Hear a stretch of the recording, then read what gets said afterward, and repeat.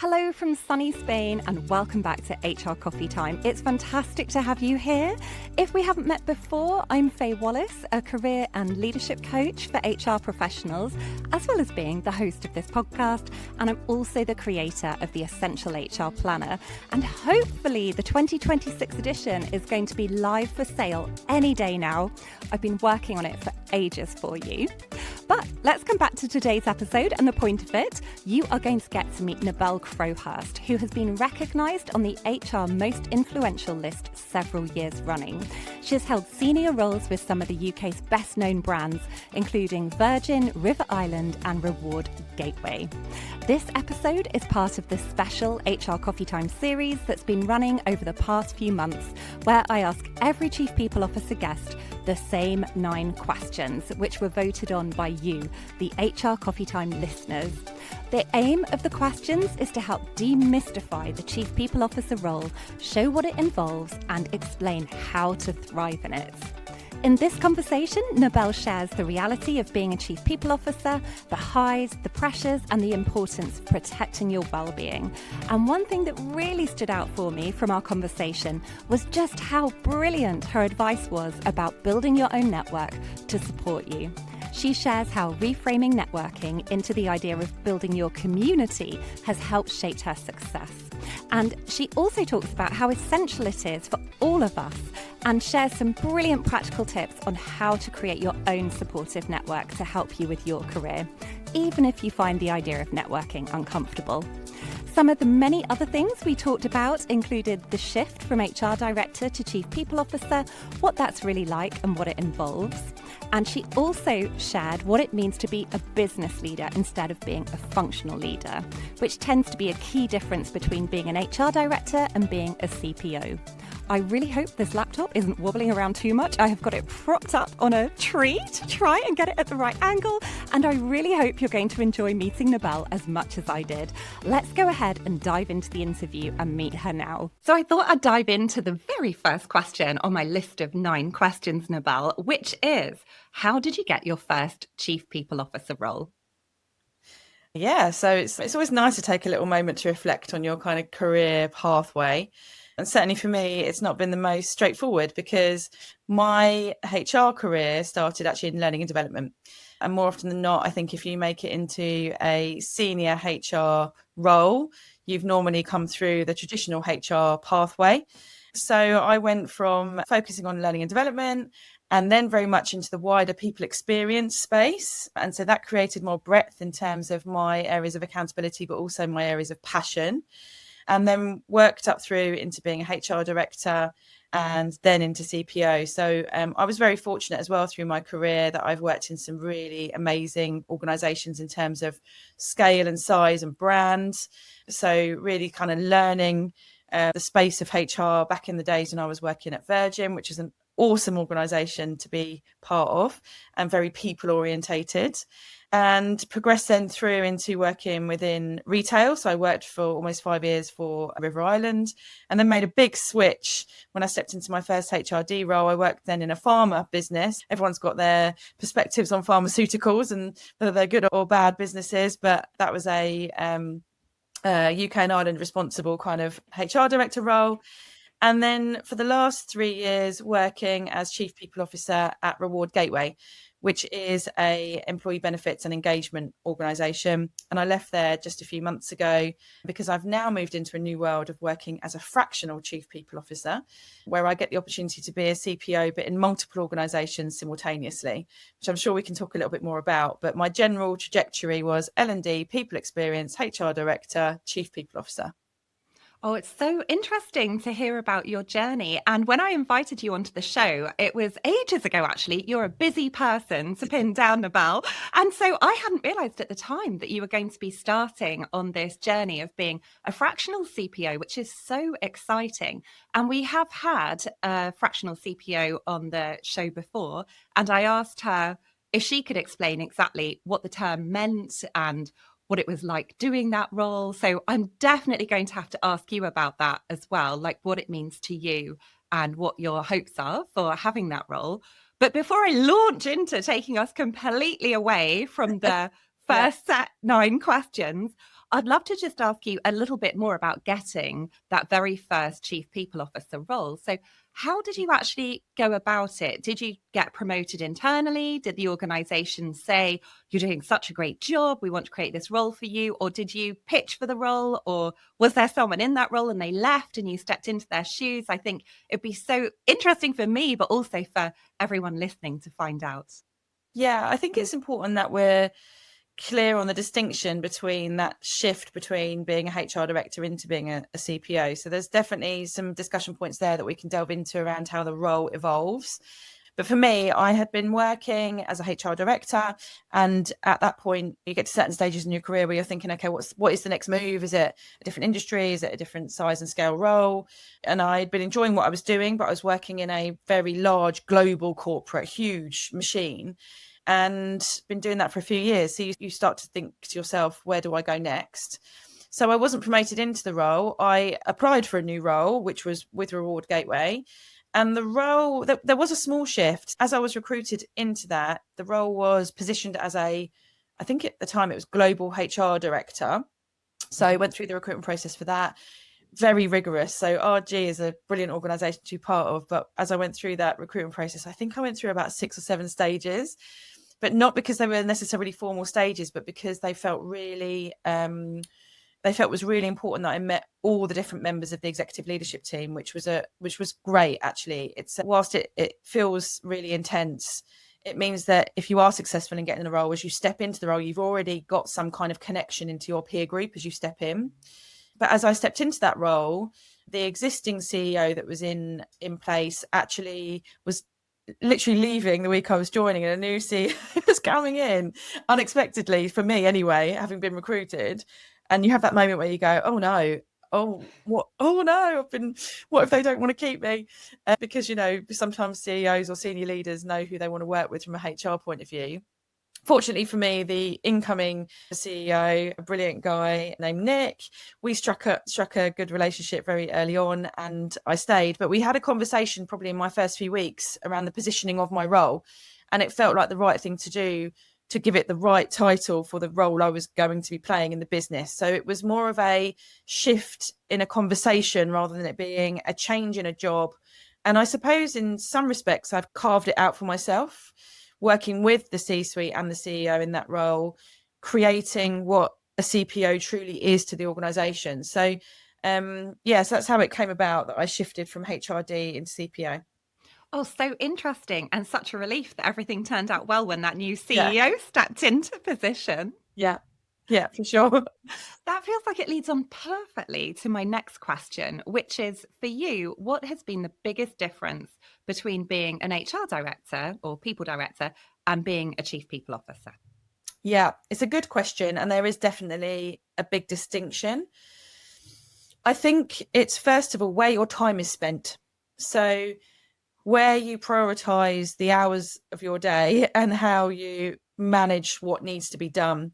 So the shift goes from being, I think, somewhat more operational as a HR director, whilst there is absolutely a strategic oversight, into being much more of a strategic business leader.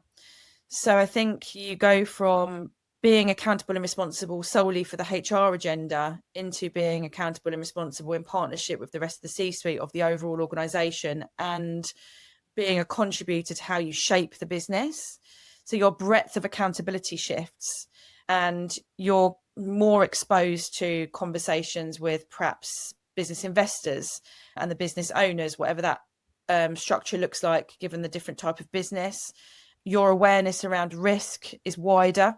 I think you focus more so just on your HR risk when you're in that HRD role or in a head of HR role. And actually, as you become a member of the executive leadership team and the C-suite, you've got to think about risk more holistically. And to some degree, it actually becomes more lonely.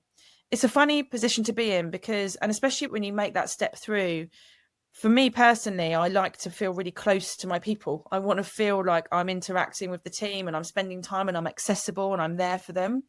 And you can't always be when you step up into that role, because the time that you spend in your day is sometimes so swallowed up by more strategic business meetings than having the capacity to have those kind of individual moments with your team. So to be successful, you've got to make sure then that you build out your next layer down in the HR team, so they are there to then be available to everybody. That said, I've always tried my best to still be available to everybody. It's just then you have to seriously put in the hours to be able to deliver what's needed from the business point of view, but also be there for your team. Oh my goodness, there are so many questions I could ask you following on from that amazing answer, Nebel. Maybe I should ask you about the very last thing that you just mentioned when it comes to hours. So I know that some people, because they'll have shared this with me, have a real nervousness about stepping into the CPO role because they worry that it's going to completely take over their life. Yeah. Is that true? Is it non-stop hours? What does it really look like from an hours perspective being in that job? I think for everybody, we have to have our own boundaries and our own discipline, and we have to have our own perspective and view on the balance that we choose to have in life. Personally, it is an intense role and it does take up a lot of your world. I feel for me to do the best job that I could do in that role, I've had to give it my absolute all. So it's not an easy role. In any senior leadership role, I don't think it's easy to just say, right, I'm clocking in at 9 and I'm clocking out at 5. I don't think that's a reality, but I don't think that's necessarily a negative thing. Therein lies also flexibility, because as much as you don't clock in at 9 and finish at 5, there are other things that go on in life, and you then manage your life accordingly to fit those other things in at different times. I think it's also contextual to the business. For me, I've worked in global organizations, so often time zones influence the time in which you're working. So again, if you're going to be in that level of role and you want to be available and accessible and be part of what's going on, you have to be flexible in when you show up. In my CPO role, I had responsibility of people over in Australia and in the US and across Europe. And so sometimes that did mean I've got to have a call at 6, 7 in the morning. And sometimes I've got to have a call at 9, 10 o'clock at night. But that was my choice. I wanted to work in that way. I wanted to be available and participating in everything that was going on. Does that need to be the case for everybody? Maybe not. And I think dependent on the nature of the role and the context of the business, it will influence what kind of time you need to spend in being a successful CPO. Yeah, that makes complete sense. I think the context is the key thing there, isn't it? Because I just can't imagine that the demands are going to necessarily be the same in potentially a much smaller organization that could be very steady and doesn't have any plans to massively change or grow in that moment, compared with a huge global organization that might be going through a lot of change. So I hope that someone listening who is really ready for that role but doesn't feel that they can put in all the hours that might be required for the role in a bigger organization where there's a huge amount of change going on, that potentially it doesn't mean you can't do the role. It might just be about finding the right context, like you were saying, when it comes to the context being so important. Yeah, finding the right organization, but that's all part of a job search anyway, right? Whether it's about where the business is positioned globally and how they operate, you're always looking for the right organization that's the right fit for you. That's just one of the elements that you're looking at when you're looking at a role. I also did a heck of a lot of global travel. That can be exciting. That can be great if you're wanting to be able to travel with your work. Some people might love that idea, some people may not. So it's just one of the factors that you consider when you're applying for new roles. Such a good point. And I've now got to be careful not to go off on a complete tangent about how to do the perfect job search. Instead, I'm going to be really disciplined and stick to asking you the questions that I've actually told you I'm going to ask you, Nebel. So the next question is, once you'd started your first CPO role, how was it different to what you had expected? Yeah, I think when you step up from HRD into CPO, you don't always know what it's going to feel like. And again, it goes into where is the organization currently today? So what are you facing into in terms of what the business needs? Is it a high growth business that has got a really ambitious trajectory? Is it an organization that's going through a heck of a lot of change and transformation because they're maybe struggling in the industry they're in? So dependent on where the organization is will have an impact on how you show up and what you need to do to help the business achieve what it's aiming to. But I think the things that I reflected on is it's probably faster. It's really pacey, even though the business, I think, sometimes has a perception that things or information doesn't get shared quickly enough. So You know the scenario. The senior leadership team goes off for a couple of days to do some kind of planning, strategic focus, whatever they're doing, and they're holed up in a room somewhere working on plans. The business and the people within it know they've gone and done that. We know in that room we've gone through so much stuff and covered a lot of ground, and we know what the plan is to come out from that. But everyone else goes, what have they been up to for the last few days? Like, oh, nothing's changed in our world. They say there's loads going on, but I don't know what's going on. And that's a result of poor communication in a business and poor cascade of information. But actually, when you're sat in the seat, there's generally so much going on, so many different things to think about. Also have a lot of politics. There's a heck of a lot of politics, especially when you're sat around a table with senior leaders. Everyone's got a perspective. Generally speaking, everyone's got quite a loud voice and a viewpoint. And I think that's great. You want that. You don't want everyone to just nod along and say yes and agree with everything. But that can be quite different to navigate. So holding your own and having your own credibility in that environment can feel quite daunting. And where you hold your own emotional space. So whereas when you're in a more junior role in HR, what you're doing in terms of emotional support in the business is about people across the organization and perhaps your team, actually the emotional energy that you focus on when you're in a CPO role is very much about holding space for your CEO and your C-suite, your peers, because they need your support. You are there as the kind of counterbalance, the sort of safe space, the counsel for them to be able to discuss things. And that stability, you're there to be in the moments of things going a bit crazy or crisis moments. I think HR and the CPO are seen as the sort of stable, safe environment. And that can be a lot. That's a lot then for you to take on and shoulder. So part of the things you then need to think about as a CPO is how you then get your support from elsewhere. Gosh, that makes me wonder if I should skip us ahead to one of the later questions, actually. And yes, I am going to do that, which is, how do you maintain your mental well-being in such a high priority and demanding role? Yeah, it's so important, because if you're going to do the best you can do as a CPO, whilst we're all human, and I'm absolutely an advocate for people to be able to voice up and say when they're not okay and they need support, you are leaned upon in the nature of this role by others around you. It's just part of the nature of it. So what you need to do then is create your community, your network, your safe space, so that when you are struggling or you're unsure, you know who you can go to. So instead of feeling like you're just shouldering and taking it all yourself, and the chances are that will be outside of your organization, because internally you've got a lot of people leaning on you for counsel and guidance and support. I think there's a combination. So I've definitely worked over the years on creating my support network and my kind of community of people that I know I can lean on, that I trust. And it's funny, I know we have to have boundaries, and you think of professional kind of networks and communities as your workplace and friends are separate. But there are some people that I actually have in my professional network that I would just as well consider friends now. That the conversations we have will be more about work and HR and the business, but I have such a strong bond with them that I would consider them a real close confidant. So creating your kind of A team around you outside of the business is really powerful. Having your own boundaries. As much as I've said, for me, how I've operated is giving it my absolute all, and that might mean early morning calls, late night calls, global travel. What I found worked well for me was my boundaries were my weekend, or they are my weekend. So I might do a small amount of work at the weekend, but generally speaking, my weekend is for my family and for my friends, and my week is for my work. That will be different for people. I don't have children. So, how you manage your time will be different if you've got caring responsibilities. So my family know that during the week, my priority is my work, but I'm there for them at the weekend. But if someone's got caring responsibilities or they've got children, how you balance that might be different. But setting your boundaries, being clear with your work colleagues so they know when you're accessible, and being clear with your family, I think is a really helpful way of being able to manage your well-being, so you don't feel like you're constantly being pulled in all different directions. And I think the third one is protecting your time. So when I look at my diary, when I think to myself, I've got 10 meetings in one day and a few others that I've had to say no to because they're simply at the same time and I can only be in one place at once.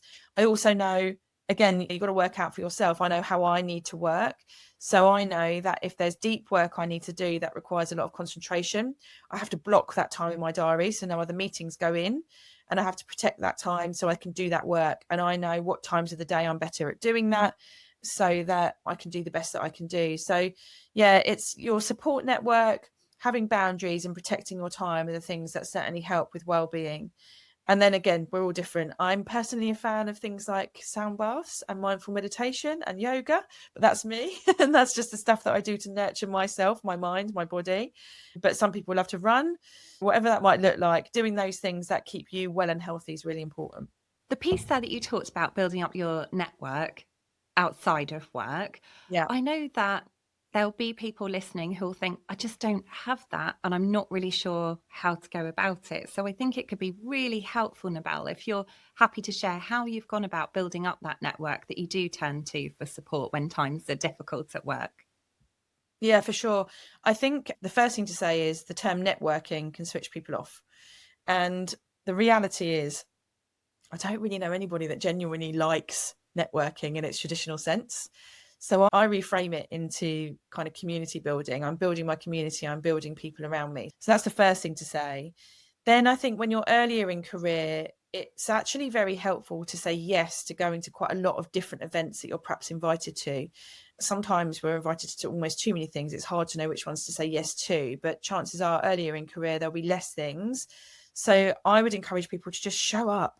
If you're invited to a networking breakfast, if you're invited to an event that's sharing a new research report on something from an organisation that, even if the intention is that they're going to try and sell to you, just go to these things, because what you've got to try and do is work out where your tribe is, your type of people, the people that are going to not only be there to support you, but also to challenge you. And over time, you can then be a bit more discerning about which things you say yes to and which things you say no to, and where you show up and in which spaces.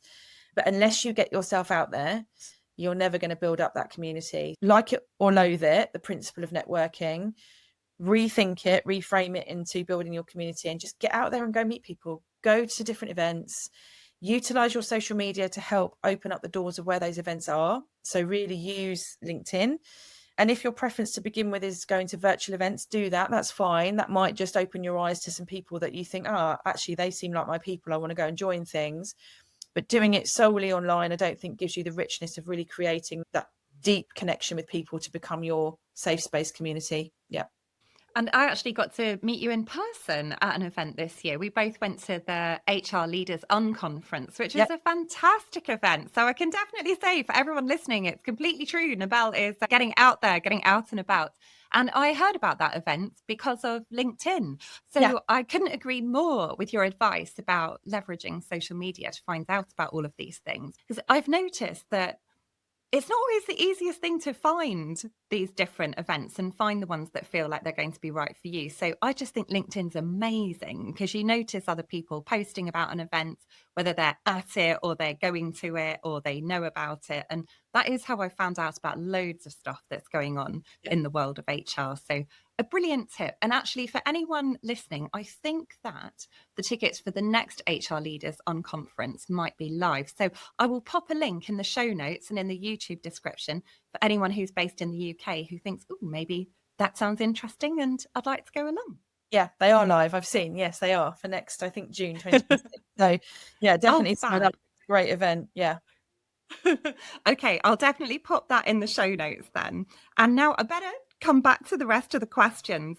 Actually, as I'm looking at the questions, I'm thinking, I don't want to ask you another one of those yet, because there's something else I've wanted to ask since you answered one of the very first questions. And this is the idea of being a business leader rather than a functional leader. When you step up into that C-suite role, that actually suddenly you're being exposed to other things, you're being consulted on way more than just HR. You've got to share, I may be putting words in your mouth now, like opinions and make decisions on things that do not necessarily just fit neatly into a traditional HR remit. Yeah. And I know that can feel really daunting. I know I've never been a CPO, but I know if someone said to me, Faye, we'd love to make you the CPO of this organization, I would probably feel a bit scared about, oh my gosh, how do you make that leap into being a business leader rather than a functional leader? Yeah. Yeah. I think it's a good area to think about. And when you're first stepping up into that CPO role, there's kind of two things you need to do. One is master the business. You truly have got to master the business. You can no longer be just an expert in HR. Whilst that's your primary area of expertise, you truly need to understand where the business's value creation is, where its revenues are coming from, what its industry challenges are. All of those things are really important. And then beyond that, what is the current political landscape that is going to impact the business?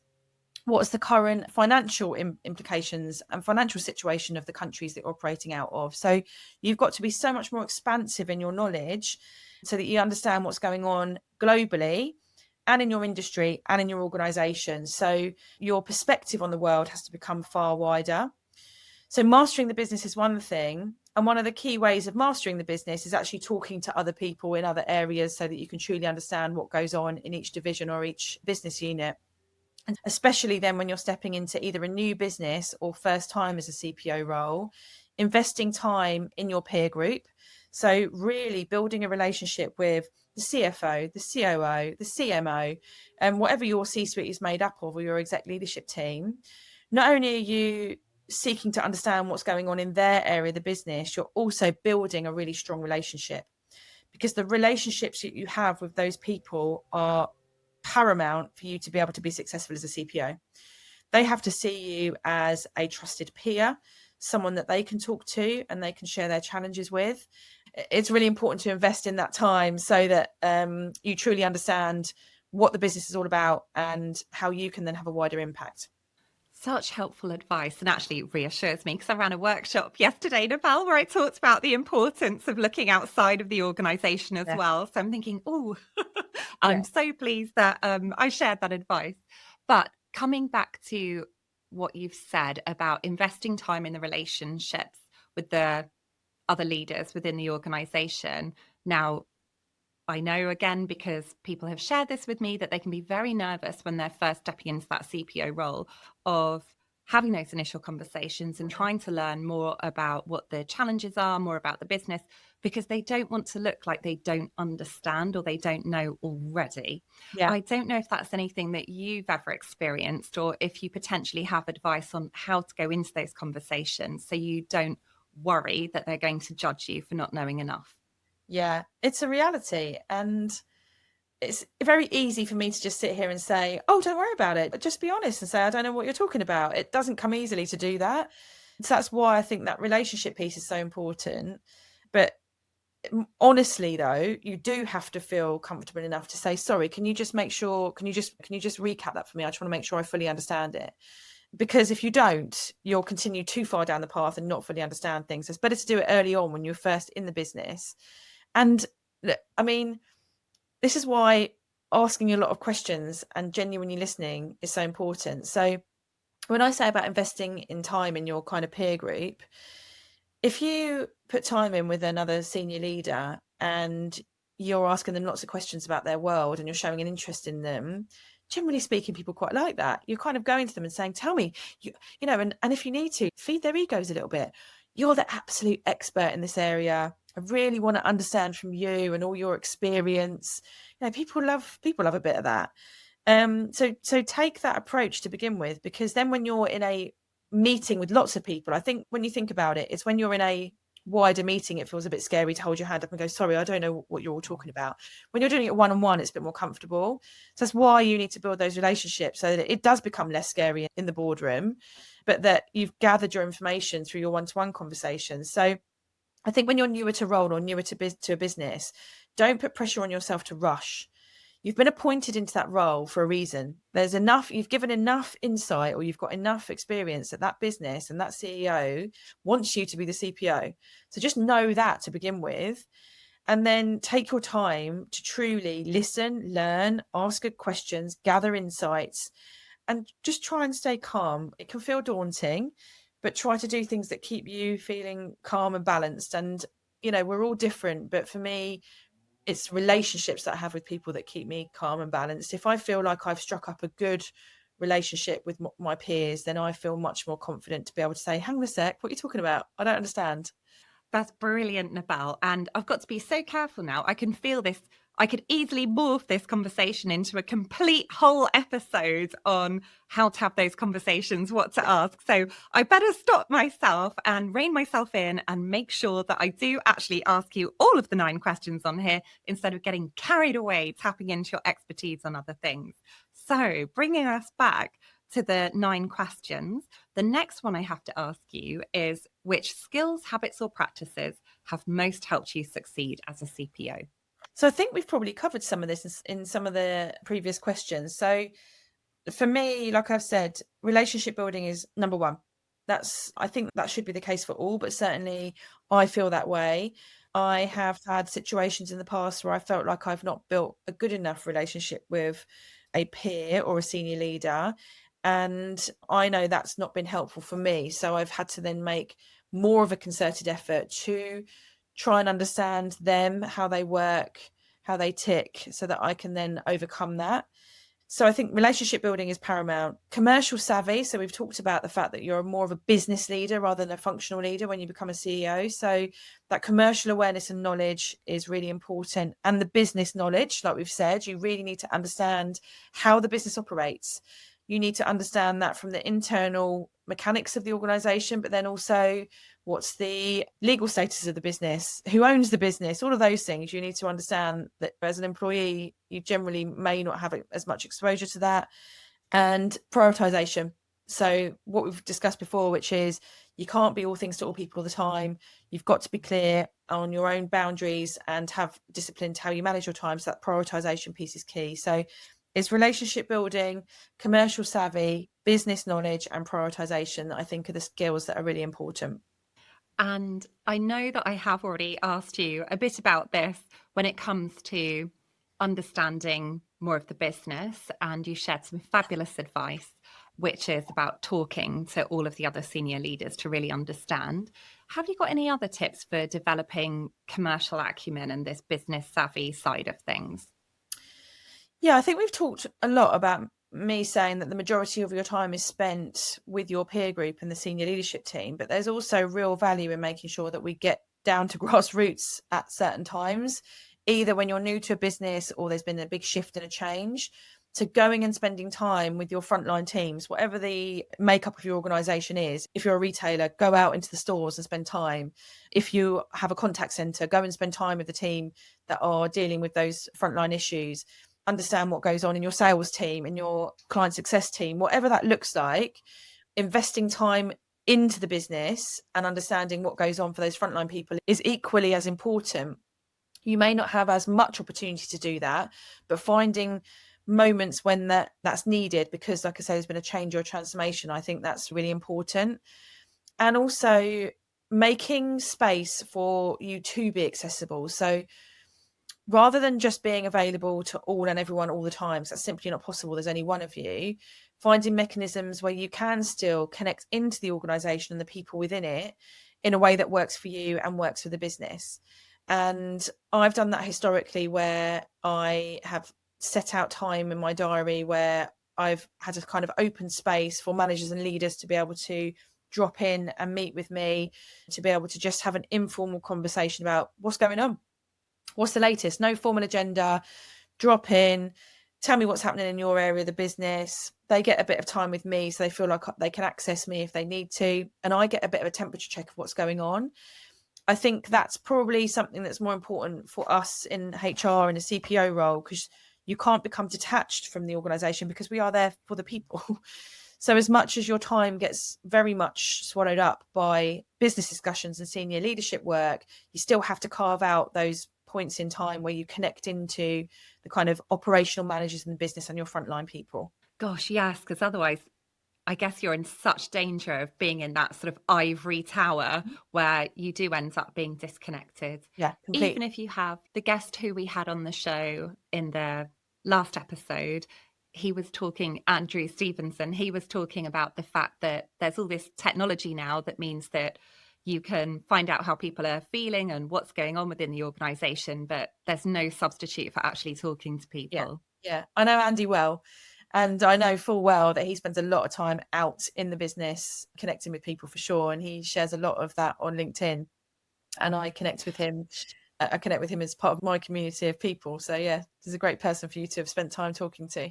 Oh, that's so interesting that you know Andy. I was wondering when you mentioned that you worked at Virgin, I thought, oh yes, Andy worked at Virgin as well. But I don't know if that's how you know each other. No, so this is a good example of where communities get created and you take advantage of them in the best possible way. Andy and I were connected, it was actually back through COVID times. The CIPD had set up a series of kind of small community groups for HR leaders, carefully curated so that you had people that were in similar sort of size organisations, that kind of thing, and facilitated by Katie Jacobs. That group went on for quite some time during COVID, and it was a really helpful thing for us to feel like we had a kind of support space. So we would meet once a week and offload our woes of what it's like to be a HR leader in HR in COVID. But actually, that's however many years ago now. I care not to think about how long ago COVID was. But that group, we've continued to stay connected. And in fact, I was messaging Andy only this week because I messaged the whole group to say who's going to be at CIPD ACE in Manchester in a few weeks. He's one of the people that said yes, so we'll see each other when we go up there. And I know he's someone that I can just be very honest with what's going on in my world, the challenges, and we're all there to support and help each other. So it's a good example of where a community was created and I was invited into it, but I have continued to invest my time and effort to nurture those relationships because they're important to me and I value them.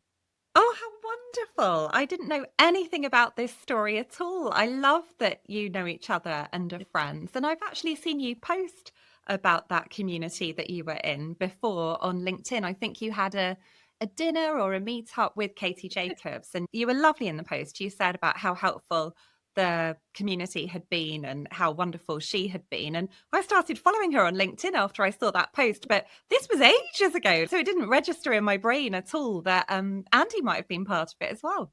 Yeah, there it is.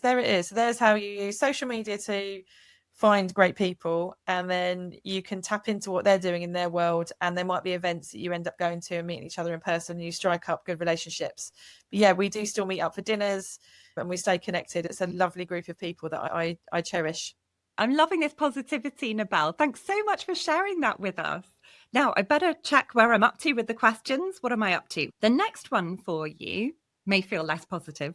It is, what is the biggest challenge you've experienced as a CPO? I think the biggest challenge as a CPO is the pressure I've put on myself to balance it all, to be all things to all people, which we simply can't be, which is why I share with you from experience some of the tactics around prioritization and discipline and managing your time and where your emotional energy goes. Because trying to balance everything, you simply can't. You can't do the job that you did as a HRD, take all that with you and move into the space of CPO and do everything. You won't be successful. So I think that's my biggest challenge, is finding a way that works for you in the context of the business you're in, for how you like to work and how you like to show up, and utilizing some of the things that we've talked about. But certainly, yeah, balancing it all is tricky. And beyond that, life as well. We all have families, we all have commitments outside of work. We want to have lives too, right? We want to enjoy our lives as well as work. It's not got to all be about work. My view is if I genuinely love and enjoy the work that I do, it doesn't feel like work. It's still work. So balancing it all is probably the biggest challenge. And I suppose I can't drill down any more on that as to how you achieve that balance because you've already shared some fabulous tips with us. But I was thinking as you were speaking that actually, I know there are lots of people listening to the show who are CPOs already. And so I hope that if there is anyone listening right now who is feeling overwhelmed and that work is completely taking over, that you can take this as recognition. It's not just you who feels like that, but also just a little reminder or words of encouragement to try and find a way of getting the balance back and putting some boundaries in place, because yeah, your mental health and your well-being is so, so, so important. Like you can only do a great job if you are able to protect some of your time for not work and being able to switch off from it. Yeah, our health in every respect is priority over any job, anything. Health absolutely comes first. You have to get that balance right. And if we aren't as resilient and healthy and strong as we possibly can be, we won't do the best job anyway. So prioritize that over everything. Okay, fabulous. So the very next question is, what advice do you have for anyone listening who would like to be a CPO one day? My best advice is ready yourself for what we've talked around already, which is your breadth of awareness. So whilst you're in that kind of more functional accountability role as a HRD, start really pushing yourself into those more strategic conversations. So, we've talked a bit about there's a distinction between maybe a functional HRD and a CPO role, but in most instances, a HRD still has a heavily strategic responsibility as well. So be proactive in readying yourself for truly understanding what's going on outside your organisation. We've talked about this concept of the political landscape, the economic landscape, what's going on in your industry. Do that now. Don't wait to be in a CPO position and not be looking at those things. And I'm sure really great HR leaders, aspirational heads of HR, existing HRDs, probably doing a lot of that already. So just do more of that in readiness so that you do feel more knowledgeable and expert, because that will help with your confidence. And find ways of you being able to have exposure to things beyond your role. And I say this for any level of role, wherever you're at in your career. If you started your career as a HR administrator, whilst you're in that role, find ways and opportunities to have exposure to things that are beyond that role, so that when you become job ready to move up, you've had some experience of it. And then when you're a HR manager and you want to become a head of HR, find ways of getting exposure to the things that someone in that head of HR role is already doing. So it's that kind of seek out your opportunities, build your awareness outside the organisation, and do the things that we've talked about already around building your network. I didn't start focusing on my community and my network once I became a CPO. I've been working on that for the last 20 years. I've been building up my community around me for so many years. That's why I feel like the people around me are trusted people that I really have good relationships with. So just don't wait for you to be in the position where you're perhaps applying for that next step. Start to behave like that before you're even there. It makes me think of advice we've had shared a few times on the show now about having a plan and just taking that moment to pause and think about, where is it that I want to get to? If it is CPO, or I think it might be CPO, where are the gaps? What are the things that I could be doing? And then hopefully it helps it all feel less overwhelming and more achievable. And I guess it depends if you're someone who likes plans. I have come to be someone who likes plans, probably why I've got the Essential HR Planner. I didn't used to like them, but I now love the feeling of control and satisfaction they can give you when you start to see that you are making that progress. Yeah. Even if the progress is slower than you might like it to be, at least you're making that progress. So wonderful to hear your advice, Nebel. Yeah. And then sorry, just to add to that, because you mentioned about technology before. So, if you're not somebody that naturally has the skill for designing a plan, utilize the technology that's available to you. There's loads of prompts you can put into ChatGPT to say where you want to get to in the future and where you are now, and it helps you to design a plan. So use that. Don't feel like that's inauthentic. You can take the ideas from it and then shape it into something that's more you, but it gives you a starting point to build upon. So leverage what technology is out there to help us beyond the technology of social media, so that you can have a plan in place that helps you to achieve your life goals and your ambitions. Oh, absolutely. Gosh, I know. I don't know how we all survived without ChatGPT, to be honest, Nebel. I worry that it's becoming one of my best friends. I think for many it is. Yeah. So the next question is, what is the one piece of advice you would give to anyone who is about to start their first CPO role and is nervous about it? Now, I know you've shared loads of tips that could apply to this, but it would still be lovely to hear your thoughts. Yeah, I think when you're first in role, and again, this is where you go back to, actually, this is advice that I would give for anyone in any new role, whether it's a CPO role or otherwise. First is don't rush.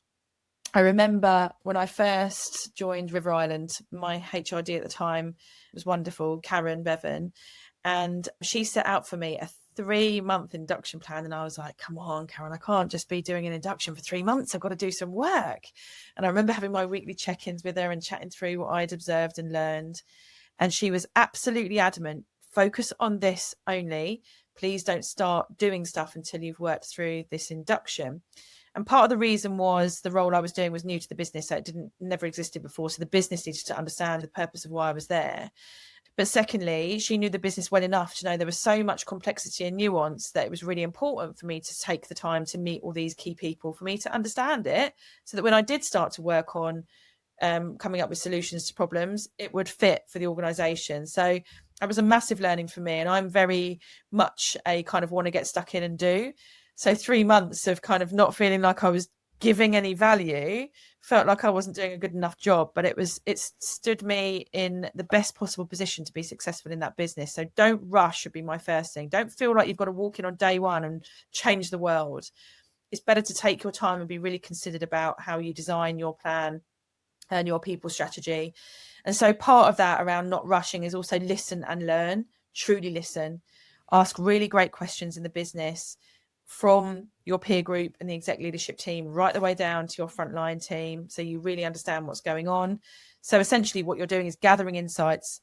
So gather all the data and insights that you possibly can in those first few months, so that when you do start to come up with a people strategy, you're basing it on decent evidence in terms of how you prioritize, and just try and stay calm. Just try your best, enjoy it, enjoy the experience. You don't often get the chance to say, I'm new here, I'm learning. Embrace that and enjoy those first few months of saying, yeah, I'm new to the business, I want to learn as much as possible, I don't have all the answers right now. Just enjoy that period of time. I said earlier that I was in danger of veering this off into a whole separate episode about great questions that you can be asking. So now I'm going to slip into that danger for a moment, Nebel, because this has come up quite a few times while you've been talking to me today. This idea that the questions are so important, and asking really great questions of everyone around you, as well as the senior leadership team, are going to help set you up for success. This may feel like the most obvious thing in the world to you, but again, I know that for someone starting a new job, your mind can go completely blank and you think, I don't know, what should I ask? What are the really good questions? Are they good questions? Are they the right questions? So have you got any guidance for us on how you decide what are the good questions to ask? What kind of questions would you ask if you were about to step into a new CPO role tomorrow?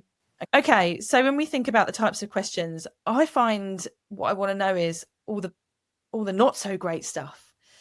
So I want to know what the biggest challenges are. I want to know where the pitfalls are in the business, what's going wrong. I think as much as when you join a business, you're trying to give the best possible impression that you can give, they're probably wanting to do the same for you. They're thinking, oh God, we've got this great new person that's joined and we want them to be happy that they've made the right career choice joining us. And everyone's sort of, on best behavior and trying to be polite. I don't want any of that. I want to know what is the worst part about this business. Where are the areas that we can really make a difference? So it's asking the questions that help people to feel comfortable enough to share that with you, and for them to be honest about where things could be better. Because otherwise, what you're going in for, you're going in to want to make a difference, to add value, to improve the growth of the business. So for me, it's the questions that really get into the nitty gritty of what's not working and where can things get better. And, I think a lot of people use the question around what's keeping you awake at night, those kind of things. You can ask those kind of questions, but I think that sometimes is a bit cliched, but it is the point that you're getting to is what are the problems? Where are the issues? Where are the challenges?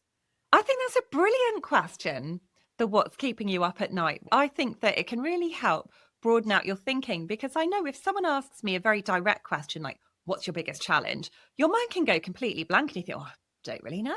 But if someone says, what's keeping you up at night, you can answer that much more easily. It's sort of a great way of helping someone open up their thinking. So that's a fantastic one to share with us, as are all the other suggestions. And although I'm now technically on my last question of my 9, I am going to ask if I can keep you for a tiny bit longer after the last one, because I said right at the beginning, I'd ask you about the fractional CPO work.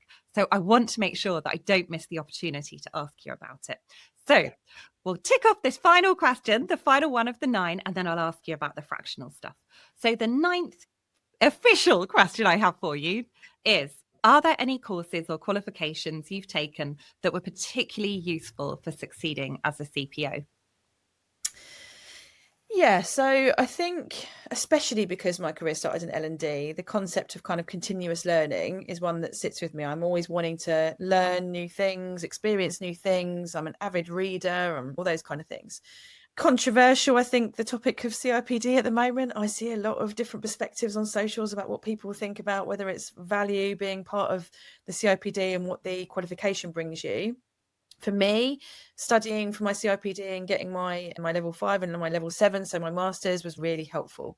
I love the idea of taking theory and utilising it in a practical sense in the workplace. So that type of studying worked well for me. And I took a lot of the theories and a lot of the concepts and different ideas, and I've absolutely used them in my work. So certainly for me, I found studying and getting my HR qualification well worth it. And I've endorsed many people in my teams over the years to be able to have the funding to be able to do their CRPD qualifications. That's right for some, not right for others. I valued it greatly because it gave me the foundations I felt I needed to be credible as a senior HR leader, especially because I didn't come through the traditional career pathway of having been a HR business partner and a HR manager. So that's one that I think is important to me. And it was also a real personal achievement. I would always describe myself as not traditionally academic. I've only got a couple of GCSEs. I didn't do particularly well in the traditional education environment. So for me to have studied at master's level was a huge achievement for me to have done that. So it was a personal achievement as well. Aside from that, though, I'm a practitioner in emotional intelligence. And by being a practitioner in something like EQ, not only is it an interesting, useful skill, but it's something I then utilize when I'm having these great conversations with people, because I feel like by becoming a practitioner in EQ, I've got better self-awareness and I've got a better ability to read others. So that's certainly a qualification that I've got that I utilize in all of my work. It's also a tool that I use when I'm perhaps coaching leaders, helping them to understand their emotional intelligence and working with them. So they're more sort of formal qualifications. But aside from that, I think it's this idea that you continuously lean in when there's opportunities to join events or read the latest white papers on insights around our profession, all of those kind of things, like delve into that as much as possible. Oh, you have me intrigued as to which emotional intelligence qualification you've got, because there are quite a few different ones. And I haven't done, well, I'm just about to finish some training, which is emotions coaching practitioner training. But I would still like to go on to do some emotional intelligence training. So selfishly for me now, Nebel, I'm totally intrigued as to which qualification you have. And I'm sure, hopefully, this is helpful for lots of other people listening to know as well. So which one did you do? Yeah, so I think, again, because I worked so much in L&D, I've been a guinea pig over the years for all sorts of different assessments and psychometrics and all those. I've been through them all. And when I first embarked on looking for a tool that was focused on EQ, I sampled lots. The one I've landed on that I really enjoy using is EQI 2.0. And that's via a company called MHS Assessments. And I partnered with Dove Nest, which are a kind of learning consultancy, to do my practitioner program to be able to then use that tool. That's the one I use, and I find it very valuable. You can utilize it at a kind of individual contributor level or in a leadership capacity. And it's also got a 360 element to it as well, which people feel very fearful of 360 feedback, but it's a really useful way of being able to develop your skills. So yeah, EQI 2.0 is the tool that I use, and that's what I've got my practitioner's certification in, and I really enjoy it. Oh, fabulous. I will find the link for that and I'll pop it in the show notes and the YouTube description in case anyone else is interested in checking it out.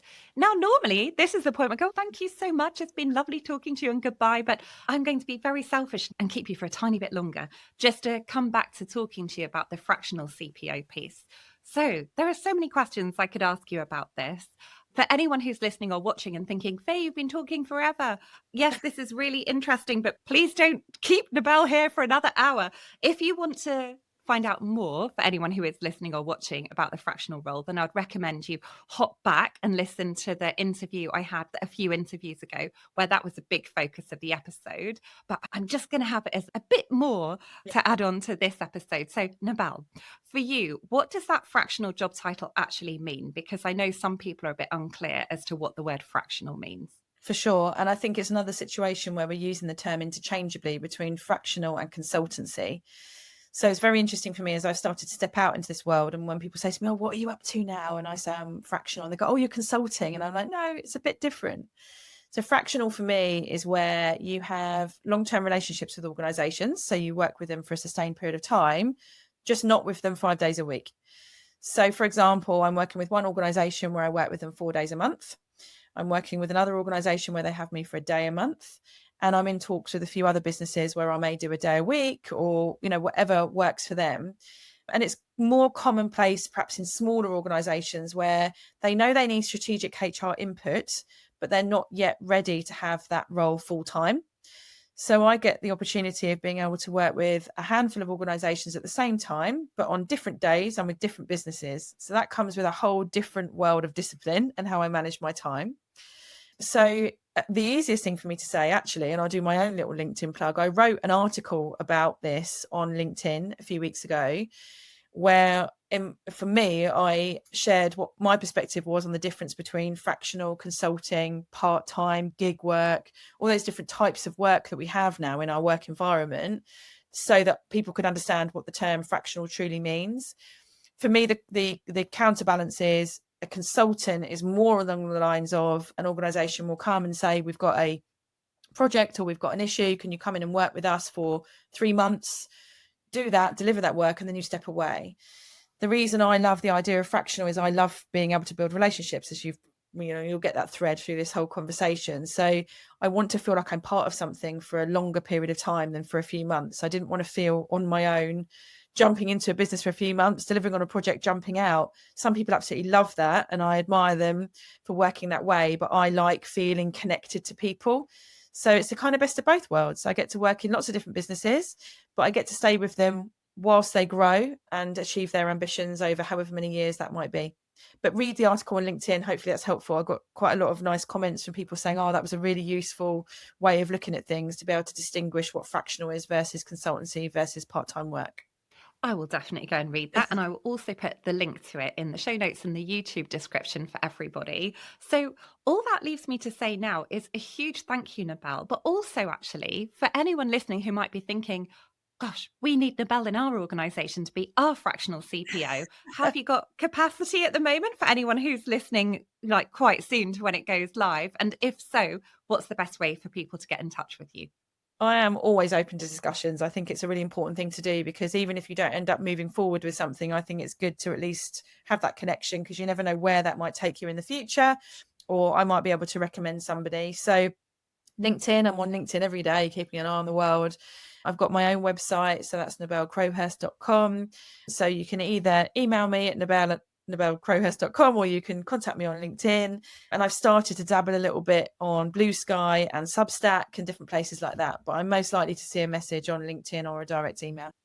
Fantastic. And again, I'll pop links to all of that in the show notes. So now I really will say a big thank you. It's been wonderful spending this time with you today. That brings us to the end of today's episode. If you're watching the video, you'll see I've moved the laptop to a far more sensible location, although you haven't got such a pretty background anymore. But hopefully it means it's not distracting with the screen wobbling around like no tomorrow. I really hope you enjoyed learning from Nebel as much as I did. Isn't she amazing? I loved how she reframed networking as building your community. It makes it feel so much more natural and purposeful and just less icky, doesn't it? And her honesty about the pressures of the CPO role, alongside the importance of setting boundaries and protecting your well-being, really stood out for me. If you'd like to dive deeper into some of the topics she touched on today, of course, there are all the other Chief People Officer interviews you can listen to, but there are also some other ones that you might find helpful. They are episode 11, Networking, the 3 most important networks for your career, episode 16, How to become more confident about networking, and episode 90, How a personal board can help solve your challenges at work. Another one to mention from this CPO series is episode 153, which was called Inside the Fractional CPO/CHRO Role, What It Involves and How to Succeed. That's a really good one if you're interested in learning more about being a fractional CPO. And I'll pop all the links to those in the show notes and in the YouTube description for you. If you haven't already, it would mean a huge amount to me if you could rate and review the show in Apple Podcasts or Spotify if you're listening to the audio version of the show, or hit subscribe on YouTube if you're watching the video version. Thank you so much for listening. Thank you so much for your support if you do decide to subscribe or rate or review the show. I can't wait to be back for the next episode for you in 2 weeks' time, when I will be back in the far more sensible setting of my home office. Take care and see you soon.